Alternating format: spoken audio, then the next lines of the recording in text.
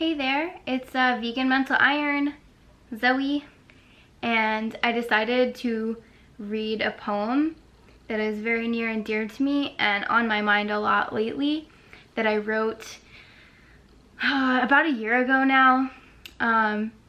It's my channel, like me, is all about just thinking about stuff, environmentalism, the planet, lifestyle things, just whatever. I'm still figuring it out, but this poem is like super angry vegan feminist poem that I wrote. And I'll just briefly say the reason I'm thinking about it is because I am about to get my IUD removed. I have a Mirena, and it's an intrauterine device, and it just sits, they put it in through your cervix, it just sits there in your uterus, and it helps you prevent pregnancy. And I think birth control in general, hormonal birth control, is a gift. It's not perfect though, and I think a lot of people in other countries or people who don't have access to healthcare, obviously this is a wonderful thing for us to have. All I'm saying is that this option hasn't been great for me personally, and there are underlying issues that a lot of women face and side effects that women face, and we usually just have to deal with them because there's no other super awesome option for us. And I'm discovering that there's something I can do and be empowered to do for myself, which is why I'm getting off of the Mirena and switching to a Daisy fertility tracker and monitor computer type thing. I'll talk more about it in another video, but anyway, a lot of this stuff with fertility and women's rights and reproductive rights, and I don't know, just like the politics and feminism, and just, you know, it's a very limited, narrow, filtered through my own experience poem, I suppose. But I don't know, I hope people find it relatable if anyone hears this. And if not, it's just fun for me to practice reading. I've read poetry in front of lots of people before. I was a creative writing certified? I'm a certified creative writer, whatever that means. I did a program at Rutgers for it, and an English minor. So I really love language, and words have gotten me through a lot. Just writing to process my emotions and just to help myself think, I guess. So this poem is about stuff. I will say it's a little weird reading a poem into a camera. It's a new experience to me. I've only read in front of people in workshops, and then the one most public and like kind of terrifying situation in which I read poetry was at an underground poetry club called Huntington Poetry Club that we have here in New Brunswick. Really cool tradition to be a part of and partake in, and I was a featured writer, so I got to go up there and read like 6 or so poems. Like basically was given like a 15 or so minute time slot to read my work in front of, like, I would say between 50 and 100 drunk college students. It was terrifying, but it was really fun. And I got like a rush, like my adrenaline was like, whoa. So yeah. Give me one more second and I'll read this poem. By the way, this is a great water bottle. I love it.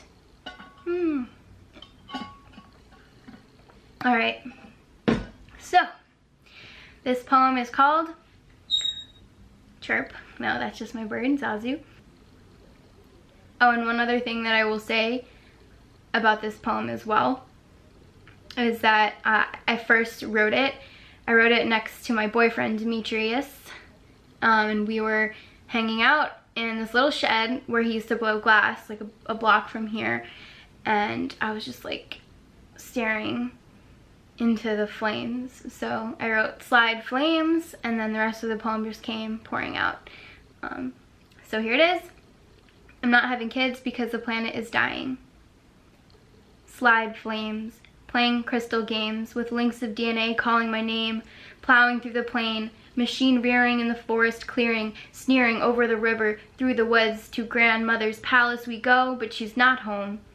Slide, flame, slide, bubbling oocyte, raising a fireside, wildfire cried in his pine sarcophagus, resting in the wolf palace. Where can we reside? Slide, flame, slide, up, past the bride, past the hide behind my reproductive organs. Stop constructing stories. Your baby is the size of 4 weeks poppy seed, 8 weeks kidney bean, 10 weeks kumquat my dignity, 13 weeks pea pod you and me. 19 weeks heirloom tomato, but what will they inherit? 20 weeks banana, 21 weeks carrot. There's a 38-week leak in the ozone. 39 baby watermelons can tell you there's no home for you here in 40 weeks years. Slide, flame, slide, up my petrified thighs. Gestation periods follow menstruation periods, and the blood of underlings is smeared across the earth's cervix mysterious. They say Permian Triassic extinctions smell ripe like unused sperm tinctures. Slide, flame, slide, up my skirt. Do you decay into the earth or display your flesh birth for all to see on the White House lawn next to all the abandoned condoms and tampons? Can I vote with my plate? Can I vote with my womb? Is our fate entombed and sealed off like a room with only so much oxygen? And I'm coughing in here. I am suffocating, mother. Is it even worth bringing another human being, now the size of a bean, onto this earth as pain is the one thing, the universal language spoken by all? Yeah. That is super dark. I'm aware. My bird is aware. We're all aware how dark that was. But yeah, hope it made you think a little.